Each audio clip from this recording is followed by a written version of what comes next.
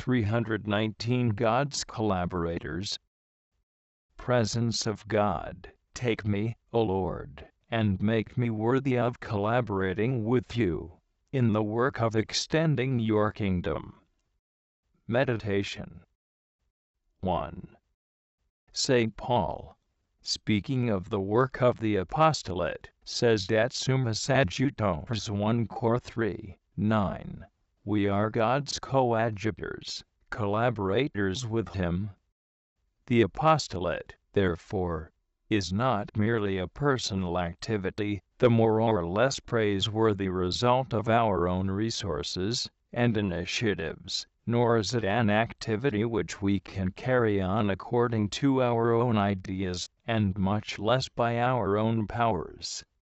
Every type of apostolate is a collaboration in the one work of redemption and sanctification which God has been developing through the centuries.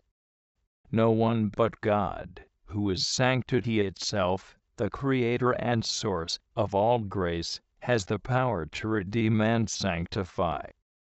There is one mediator of God and men, 1 Tim 2, 5. One alone is the Redeemer and Sanctifier, Jesus, the incarnate Word. All others, the greatest saints, and even our Blessed Lady, are apostles only insofar as they collaborate in Christ's work. As St. Paul teaches, we do nothing but lend God our activity. I have planted, Apollo watered, but God gave the increase. Therefore, neither he that planteth is anything, nor he that watereth, but God that giveth the increase. 1 Cor 3, 6.7. The field certainly must be cultivated before it can produce fruit, but the farmer's work is not enough. There must be rain and sunshine, and the season must be favorable. Similarly, in the plan established by God for the salvation of men, the activity of the apostle is necessary, but not sufficient. Only God can give the increase. As only God can cause the sun to shine or send the rain to make the fields fruitful, so God alone can give the grace to make the field of the apostolate fructify.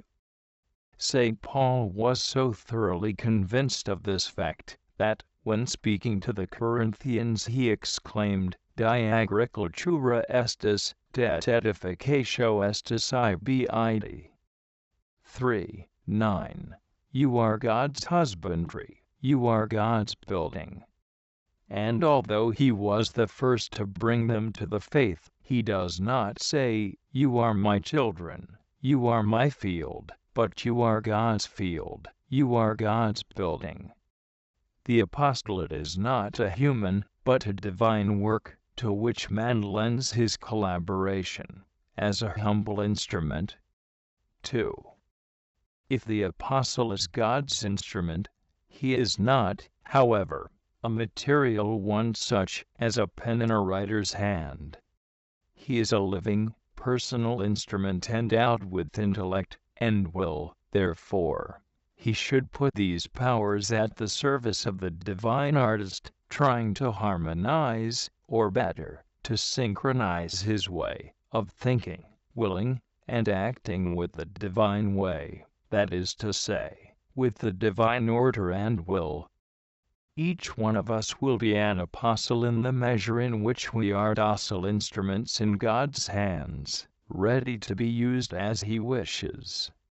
Here again, we ought to fix our eyes on Jesus, whose humanity was the instrument which the Word used to redeem the human race.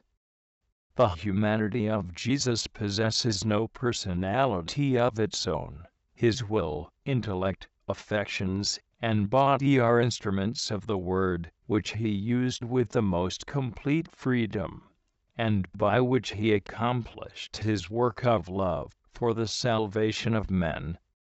In an analogous way, the apostle, although he has his own personality which always remains distinct from God, even in the highest states of mystical union should give himself up to God, as a docile instrument, as a pure capacity placed wholly at his disposal.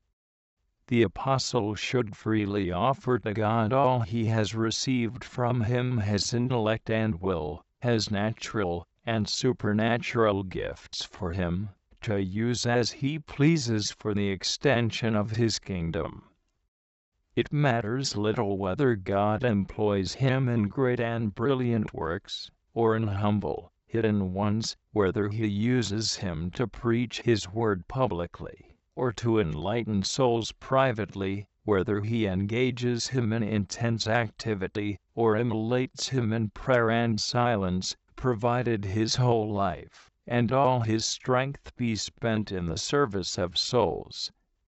Like the work of personal sanctification, so also the work of the sanctification of others, that is, the apostolate, can be reduced to a matter of docility, of openness to grace, and to God's will, in other words, of death to self, and to everything in one's thought, will, and actions, that might be even slightly contrary to God's thought, will, and action.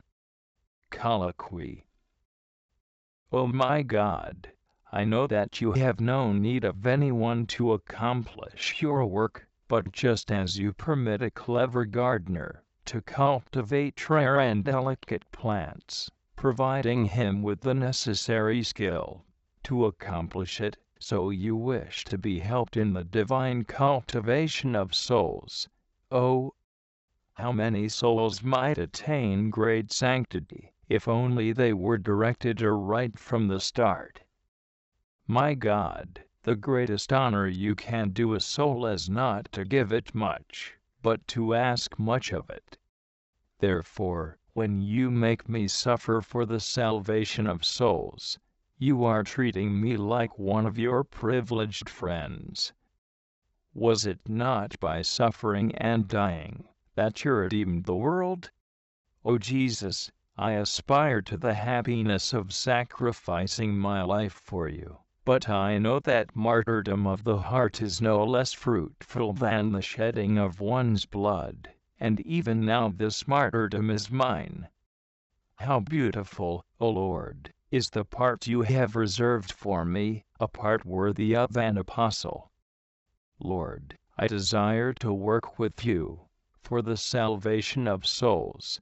I have only the single day of this life in which to save them, and thus give you proofs of my love. The morrow of this day will be eternity, then you will return me 100-fold for the joys I am sacrificing for you. How sweet it is, O Jesus, to offer you our slight sacrifices, to help you save the souls which you have redeemed at the price of your blood, and which await only our help in order not to fall into the abyss. How happy I would be if, at the hour of my death, I could have a single soul to offer you. There would be a soul snatched from the fire of hell to bless you for all eternity. TCJL 184,171, 23.